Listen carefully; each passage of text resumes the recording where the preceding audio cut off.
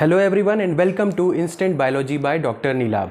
आज जिस टॉपिक पे हम बात करने वाले हैं उसका डायरेक्ट रेलेवेंस है आपके कैरियर के ऊपर। आज हम बात करने वाले हैं कि क्या हम लोग एमटेक कर सकते हैं बिना गेट का एग्ज़ाम क्वालिफाई किए। जी हाँ दोस्तों, गेट के एग्ज़ाम का रिज़ल्ट आ चुका है और उसमें से बहुत सारे लोग ऑलरेडी क्वालिफाई कर चुके हैं अच्छे स्कोर के साथ। बट कुछ लोग ऐसे भी हैं जो अपना जिन्होंने जितना स्कोर सोचा था वो नहीं ला पाए या क्वालिफाई नहीं कर पाए। तो ये वीडियो उन लोगों के लिए है जो अपने स्कोर से सेटिस्फाइड नहीं है या जो क्वालिफाई नहीं कर पाए किसी भी रीज़न की वजह से। ये दोस्तों ज़रूर देखिएगा ये वीडियो लास्ट तक, आपके कॉन्सेप्ट्स काफ़ी क्लियर हो जाएंगे और आपके दिमाग में क्लियरिटी हो जाएगी कि आगे आपको क्या करना चाहिए।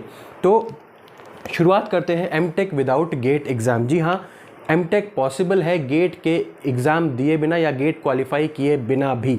तो शुरुआत मैं करना चाहूँगा एक बहुत फेमस सेइंग से, failure tends to teach us more than success, यानी कि असफलताएं मनुष्य को सफलता से ज़्यादा सिखा के जाती हैं।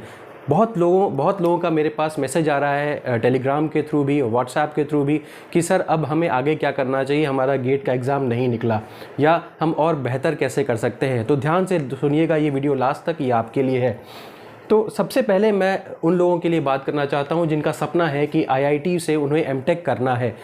उनका सपना है, उन्होंने सपना देखा है कि उनको एमटेक करना है और आईआईटी से करना है और उनका गेट का स्कोर अच्छा नहीं आ पाया। तो याद रखिए कि आईआईटीज़ के अंदर एक प्रोविज़न होता है जिसे बोलते हैं स्पॉन्सर्ड सीट्स। स्पॉन्सर्ड सीट्स का मतलब क्या हो गया, स्पॉन्सर का लिटरल मीनिंग क्या हो गया कि कोई उस चीज़ के लिए पे कर रहा है। जैसे कि आप में से बहुत सारे लोग कहीं ना कहीं जॉब भी कर रहे होंगे और तैयारी कर रहे होंगे। जॉब करने के दौरान ही उन्होंने गेट का एग्ज़ाम दिया और अनफॉर्चुनेटली वो क्वालिफाई नहीं कर पाए या उनका स्कोर बहुत कम है। तो याद रखिए कि आईआईटीज़ में पैक्ट होता है कंपनीज़ के साथ, जिसमें कि वो उन कंपनीज़ में काम करने वाले स्टूडेंट्स या कंपनीज़ में काम करने वाले एम्प्लॉयज़ के लिए वहाँ पे अपनी कुछ सीट्स जो है वो रिज़र्व कर देते हैं। जैसे कि मैं एग्जांपल दूँ लार्सन एंड ट्यूब्रो का, वो कंपनी आप जानते हैं वो कंस्ट्रक्शन जाइंट है। तो वहाँ पे जो ऑलरेडी लोग काम कर रहे हैं उनके लिए आईआईटीज़ में कुछ सीट्स रिजर्व्ड हैं। सिविल इंजीनियरिंग अगर करना है जैसे उन्हें एमटेक के लिए, तो वहाँ के एम्प्लॉयज़ क्या कर सकते हैं, अपनी कंपनी के थ्रू वहाँ पे अप्लाई कर सकते हैं। लार्सन एंड ट्यूब्रो में एक बिल्ड इंडिया फेलोशिप नाम की एक फेलोशिप चलती है, उसके ज़रिए आप आईआईटी में अप्लाई करिए। लार्सन एंड ट्यूब्रो पूरा खर्चा आपको अपनी पढ़ाई का देगी और साथ ही साथ आपको फेलोशिप का भी, आपकी फेलोशिप का भी इंतज़ाम कर देगी। आप लोगों को पता होगा कि फेलोशिप गेट के थ्रू मिलती रहती है, तो कंपनी उस फेलोशिप का भी इंतज़ाम करती है, आपके पूरे पढ़ाई का खर्चा उठाती है और फाइनली बाद में आपको प्लेसमेंट भी अपने ही लोगों को प्लेसमेंट दे देती है। तो ये एक तरीके का एक एग्जाम्पल हो गया कि कुछ कंपनीज़ इस तरीके का उनका पैक्ट होता है आईआईटी के साथ। तो याद रखिए, हो सकता है कि जिस कंपनी में आप काम कर रहे हो उनका भी कुछ पैक्ट हो। ये चीज़ आपको देखनी पड़ेगी और अपने हायर अथॉरिटीज़ से कंफर्म करना पड़ेगा और आईआईटी की वेबसाइट पे जाकर के देखना होगा कि जिस आईआईटी में आप चाहते हैं एमटेक करना, क्या उसमें इस तरीके का प्रोविज़न है कि नहीं। जहाँ तक जितना मैंने सर्च करके देखा है, ज़्यादातर आईआईटीज़ में स्पॉन्सर्ड सीट्स का प्रोविज़न ज़रूर है, आपको इस तरीके का प्रोविज़न वहाँ मिल जाएगा। तो कुछ एक बात तो ये हो गई कि स्पॉन्सर्ड सीट्स के ज़रिए या अपने एम्प्लॉयर के ज़रिए आप यहाँ पे जा सकते हैं। दूसरी चीज़ क्या हो गई, quality improvement programmes. Quality improvement का क्या मतलब हुआ, सिंपल सी बात है, गुणवत्ता को इम्प्रूव करना। गुणवत्ता को इम्प्रूव कैसे किया जाए, जो टीचर्स ऑलरेडी कहीं पढ़ा रहे हैं, जो टीचर्स ऑलरेडी जॉब में हैं और उनको एक्सपीरियंस 3 साल से अधिक का है, ध्यान रखिएगा 3 साल से अधिक का एक्सपीरियंस है और वो ऑलरेडी पढ़ा रहे हैं, तो वो क्वालिटी इम्प्रूवमेंट प्रोग्राम के ज़रिए आईआईटीज़ में जा सकते हैं और आगे की पढ़ाई कर सकते हैं। तो इस तरीके का प्रोविज़न भी है और कुछ सीट्स इस प्रोग्राम के अंतर्गत भी आती हैं। तो इसको भी आप एक बार चेकआउट कर सकते हैं कि क्या आप जिस आईआईटी में जाना चाहते हैं उसमें इस तरीके का प्रोग्राम है कि नहीं। ये सारी की सारी जानकारी आपको उस आईआईटी के पीजी वाले जो कोर्सेज़ हैं उसके अंदर जाकर के मिल जाएगी कि वहाँ पे किस तरीके के प्रोग्राम्स अवेलेबल हैं। तो ये चीज़ आप ज़रूर देखेंगे। और आईआईटीज़ की लिस्ट, रही बात आईआईटीज़ की लिस्ट की, तो लास्ट वीडियो अगर आपने मेरा देखा हुआ होगा तो उसमें मैंने कई सारे आईआईटीज़ और एनआईटीज़ के नाम बताए हैं, जहाँ से आप डायरेक्टली पता कर सकते हैं कि यहाँ पे जिनके अंदर बायोलॉजिकल साइंसेज या बायोटेक्नोलॉजी से रिलेटेड कोर्स ऑलरेडी चल रहे हैं, वहाँ पे आप उन आईआईटीज़ को चेकआउट कर लीजिए और देख लीजिए कि वहाँ पे आप जिस कोर्स के लिए आप पढ़ना चाहते हैं वो अवेलेबल है कि नहीं है। नेक्स्ट, तो ये दोनों हम लोगों ने देख लिए, क्वालिटी इंप्रूवमेंट प्रोग्राम और स्पॉन्सर्ड सीट्स के बारे में। आइए बात करते हैं सेल्फ स्पॉन्सर्ड सीट्स के बारे में। देखिए, ये एक तीसरे तरीके का ये तीसरा एक तरीका है जिसके ज़रिए आप IIT में जा सकते हैं। क्या तरीका है?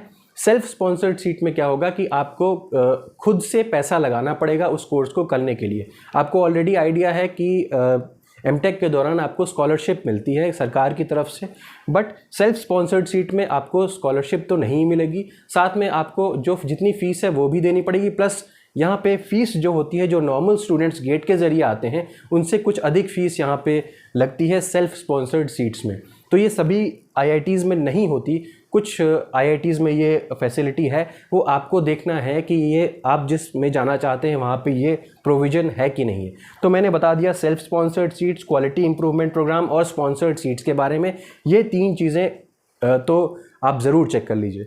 चौथी चीज़ के बारे में आते हैं, स्पॉट एडमिशन। ये उतना कॉमन नहीं है, रेयर एक फिनोमेना है। इसमें होता क्या है कि कई बार गेट के स्टूडेंट्स जो हैं वो उतने नंबर में पहुंच नहीं पाते या पहुंचते नहीं है काउंसलिंग में। तो होता क्या है कि उसके बाद जब काउंसलिंग ख़त्म होने लगती है तो उस समय क्या करते हैं, नॉन गेट स्टूडेंट्स को भी अलाउ कर देते हैं सेम कॉलेजेस के लिए। तो ये होता बहुत रेयर है, क्योंकि बायोटेक्नोलॉजी में ऑलरेडी आप जानते हैं कि बहुत भीड़ है। तो जितनी नंबर ऑफ़ सीट्स हैं वो हर जगह ऑलरेडी फर्स्ट सेकंड काउंसलिंग तक होते होते भरी जाती है। तो ये चीज़ बहुत रेयर है, खासकर बायोलॉजिकल साइंसेज या बायोटेक्नोलॉजी के बैकग्राउंड के स्टूडेंट्स के लिए। तो ये ध्यान रखिएगा, ये थोड़ा सा रेयर है, बट फिर भी आप ट्राई कर सकते हैं।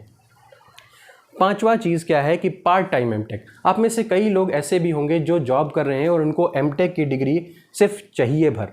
तो ये एमटेक की डिग्री पार्ट टाइम भी अवेलेबल है कई सारे IITs में और कुछ NITs में भी। IITs और NITs के अलावा दिल्ली टेक्नोलॉजिकल यूनिवर्सिटी के बारे में आपने सुना होगा, JNU, Indraprastha university, Delhi university, ये कुछ यूनिवर्सिटीज़ हैं, कुछ IITs हैं जहाँ पे पार्ट टाइम एमटेक होता है। बट पार्ट टाइम एमटेक मैं उन स्टूडेंट्स के लिए नहीं रिकमेंड करूँगा जिनको सीरियसली आगे जा कर के, मतलब एमटेक के बेसिस पे आगे जा कर के जॉब चाहिए। जो लोग ऑलरेडी जॉब में हैं उनको बस प्रमोशन वगैरह के लिए इस डिग्री की आवश्यकता है, वो तो ठीक है, लेकिन जिनको आगे एमटेक के बेसिस पे ही जॉब चाहिए मैं उनको रिकमेंड नहीं करूँगा। या अगर आपको PhD करनी है, देखिए यहाँ पे एक बात मैं और बता दूँ, कई सारे स्टूडेंट्स हैं मेरे पास मैसेजेस करते हैं कि हमें PhD करनी है, हम क्या करें। तो देखिए, अगर आप ऑलरेडी बीटेक कर चुके हैं, फाइनल ईयर में हैं, तो आप CSIR नेट का एग्ज़ाम दीजिए अगर आप PhD के लिए सीरियस हैं। तो अगर आपका CSIR नेट क्लियर हो गया तो आपको एमटेक करने की ज़रूरत नहीं है, आप डायरेक्टली PhD में एनरोलमेंट ले सकते हैं। कई सारे मेरे कलीग्स थे जिन्होंने डायरेक्टली मैंने देखा उनको कि बीटेक के बाद डायरेक्टली वो PhD में चले गए और आज अब्रॉड में अपना पोस्ट डॉक वगैरह कर रहे हैं। तो ये बात हो गई, पार्ट टाइम की बात हो गई, NITs, DTU, मैंने इसको समझा दिया आपको, और मैंने आपको डायरेक्टली PhD का भी एक ऑप्शन दे दिया, उसको भी ज़रा सीरियसली सोचेगा बिफोर दैट कि आपको करना क्या है। अगर एकेडमिक लाइन में जाना है तो PhD मस्ट है। 2021 के UGC के लॉ के हिसाब से अब बिना PhD के आप पढ़ा नहीं सकते। तो ये एक कॉन्सेप्ट हो गया। अब कुछ अलग से इंस्टीट्यूट्स के बारे में बात करते हैं जो कि नॉन गेट स्टूडेंट्स को भी कंसिडर करते हैं अपार्ट फ्रॉम गेट। तो बात करिए NSUT की, Netaji Subhash university of technology Delhi में है, और यहाँ पे department of biological sciences and engineering है। तो यहाँ पे 2 कोर्सेज चलते हैं भाई, एक एमटेक बायोकेमिकल और एक एमटेक बायो इन्फॉर्मेटिक्स, दोनों ही आपके मतलब के हैं। और ये लगभग 18 सीट्स दोनों में हैं, 18, और ये भी 18 ही है जितना मैं समझ पाया, जितने मैंने देखा।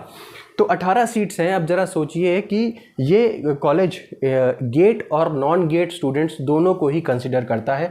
तो आप ये जिसका फॉर्म जब आएगा तो मैं रिकमेंड करता हूँ, बहुत अच्छा कॉलेज है, जब भी फॉर्म आए तो आप ज़रूर इसका फॉर्म भरें, और जिस भी सब्जेक्ट में आप इंटरेस्टेड हैं, बायोकेमिकल या बायो इन्फॉर्मेटिक्स में, तो इसको एक बार ज़रूर गो थ्रू कर लें।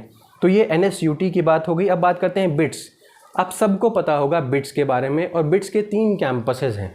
बिट्स का पिलानी कैंपस है, गोवा कैंपस है और हैदराबाद कैंपस है, ठीक है जी। और यहाँ पे ME का कोर्स चलता है, ठीक है, एमटेक नहीं चलता, ME चलता है। और बायोटेक्नोलॉजी में ये डिग्री देते हैं, ME बायोटेक्नोलॉजी में डिग्री देते हैं। और ये भी जितना मैंने पढ़ा नेट पे, गेट और नॉन गेट दोनों ही तरीके के स्टूडेंट्स को कंसिडर करते हैं। तो ये भी एक अच्छा ऑप्शन है, बहुत ही अच्छा कॉलेज है। पिट्स के बारे में मुझे बताने की ज़रूरत नहीं है, पिलानी, गोवा और हैदराबाद तीनों कैंपसेस में ये कोर्स आपका चल रहा है। इसके बाद आते हैं IIIT हैदराबाद और IIIT दिल्ली। तो ध्यान दीजिए यहाँ पर भी कंप्यूटेशनल बायोलॉजी और बायोइन्फॉर्मेटिक्स के कोर्सेज अवेलेबल हैं, और ये भी इसी बिट्स के तरह ही गेट और नॉन गेट स्टूडेंट्स दोनों को ही कंसिडर कर सकते हैं। देखिए नॉन गेट वालों के लिए मैं एक चीज़ बता दूं कि हो सकता है वो हो सकता क्या ज़रूरी होगा कि नॉन गेट वाले स्टूडेंट्स के लिए अलग से वो रिटन एग्जामिनेशन कंडक्ट करवाएंगे, तो उसके लिए आप ज़रूर प्रिपेयर रहिए। अभी आने वाले समय में जैसे जैसे फॉर्म निकलेंगे तो उसका अलग से इंटरव्यू या रिटन एग्जामिनेशन कंडक्ट करवाएंगे वो इंस्टीट्यूट्स, तो आपको उसके लिए रेडी रहना है। तो ये बात हो गई आपके IIIT हैदराबाद और IIIT दिल्ली में कंप्यूटेशनल बायोलॉजी बायोइन्फॉर्मेटिक्स के कोर्सेज अवेलेबल हैं गेट और नॉन गेट दोनों स्टूडेंट्स के लिए। अब आइए JNU CEB, देखिए ये एक मेन अपॉर्चुनिटी है आप लोगों में कि जिनका गेट के रिजल्ट्स से जो सेटिस्फाइड अपने नहीं हैं। JNU CEB नाम का एक एग्ज़ाम पहले हुआ करता था, आज इसको GAT-B नाम से आप जानते हैं। यहाँ पे MTech बायोटेक्नोलॉजी और MSc बायोटेक्नोलॉजी के लिए एग्ज़ाम कंडक्ट होता है ये, तो ये भी इसमें भी काफ़ी अच्छी सीट्स हैं और काफ़ी अच्छे कॉलेजेस भी हैं जो आप GAT-B के थ्रू आप उसमें इनरोल कर सकते हैं। तो ये एग्ज़ाम, ये फॉर्म जब आएगा तो मैं इसके बारे में भी, और ये इसके बारे में काफ़ी लोगों ने रिक्वेस्ट भी किया है कि किस तरीके से तैयारी करनी है, पेपर किस तरीके का आता है, कब एग्ज़ाम होता है, इसके बारे में मैं बताऊं तो इन फ्यूचर मैं ज़रूर उसके ऊपर एक वीडियो लेके आऊँगा, वो ड्यू है मेरी तरफ से। तो ये इसकी भी तैयारी साथ साथ में करते रहिए, ये बहुत अच्छे कॉलेजेस इसके थ्रू अवेलेबल हैं। फिर आते हैं स्टेट गवर्नमेंट कॉलेजेस में। स्टेट गवर्नमेंट आप जिस भी स्टेट के हैं वहाँ ज़रूर कोई ना कोई टेक्नोलॉजिकल यूनिवर्सिटी होगी, तो वो पता करिए। और जैसे कि अगर मैं यूपी से हूँ तो doctor Abdul Kalam technological university यहाँ पे है, तो उसमें भी आपके MTech के कोर्सेज़ वहाँ पे भी अवेलेबल होंगे। वो आपको चेक करना है कि आपके स्टेट में कौन सी यूनिवर्सिटी है जो आपके MTech के कोर्सेज़ करवाती है, ठीक है। तो ये स्टेट गवर्नमेंट के कॉलेजेस के बारे में बात होगी। अब आते हैं कुछ प्राइवेट प्लेयर्स के बारे में। लास्ट टाइम भी मैंने कुछ प्राइवेट कॉलेजेस का नाम लिया था। VIT valour institute of technology, Manipal, SRM, JP, ये कुछ नाम हैं जो नामी ग्रामी नाम है प्राइवेट कॉलेजेस के, बट हाँ इनकी फ़ीस जो है वो कुछ ज़्यादा होगी।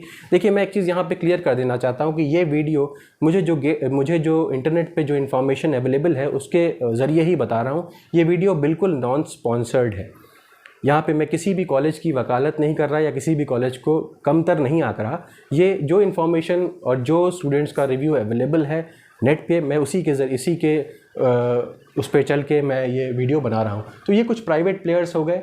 और इसके बाद में एक कोर्स और है जिसके बारे में आपसे बात करना चाहूँगा, एम्स में M बायोटेक्नोलॉजी का कोर्स चलता है। जितना मैंने सर्च किया यहाँ पे BSc के लिए एलिजिबिलिटी है। BSc बायोटेक के जो स्टूडेंट्स हैं वो M बायोटेक के लिए एम्स में एडमिशन ले सकते हैं। एम्स दिल्ली में बहुत अच्छा कॉलेज है, इसमें तो कुछ बताने की बात ही नहीं है। तो आप इसके लिए भी ट्राई कर सकते हैं, जब भी फॉर्म आएगा तो आपको ज़रूर पता चल जाएगा। तो ये कुल मिलाकर के कुछ बातें हो गई जो कि, और कुछ कॉलेजेस के नाम हो गए जिनको लिए आपको सीरियसली ट्राई करना चाहिए। ये सारे IIT में जाने के रास्ते मैंने आपको बताए। पार्ट टाइम MTech के बारे में मैंने आपको बताया कहाँ कहाँ से हो सकता है। NSUT नेताजी सुभाष यूनिवर्सिटी के बारे में बताया। IIIT Hyderabad, IIIT Delhi, JNU CEB को बहुत ध्यान से दीजिएगा, आने वाला है। उतने ज़्यादा लोग देते नहीं हैं, कंपटीशन उतना तगड़ा नहीं है जितना गेट में था, तो यहाँ पे होने की संभावना काफ़ी अधिक है। बाकी स्टेट गवर्नमेंट कॉलेजेस में, प्राइवेट प्लेयर्स में और एम्स में आपकी काफ़ी अच्छे चांसेस हैं कि अगर आप सीरियसली इसको देंगे तो आप ज़रूर जा सकते हैं। तो और आप मेरे साथ टेलीग्राम चैनल पे भी जुड़ सकते हैं, जहाँ पे और नई नई इन्फॉर्मेशन हम भी शेयर करते रहते हैं और जो बाकी स्टूडेंट्स हैं वो भी शेयर करते रहते हैं। उम्मीद करता हूँ कि ये वीडियो आपके लिए बहुत इम्पॉर्टेंट रहा होगा और इससे आपको समझ में आया होगा और क्लियरिटी आई होगी कि आप आगे क्या क्या कर सकते हैं। अगर ये वीडियो आपको पसंद आया हो तो प्लीज़ इसे लाइक करिए और मेरे चैनल को सब्सक्राइब करिए। और हाँ, हिम्मत मत हारिए, लगे रहिए और आपकी ड्रीम आपको ज़रूर मिल जाएगी। Thank you so much, have a great day.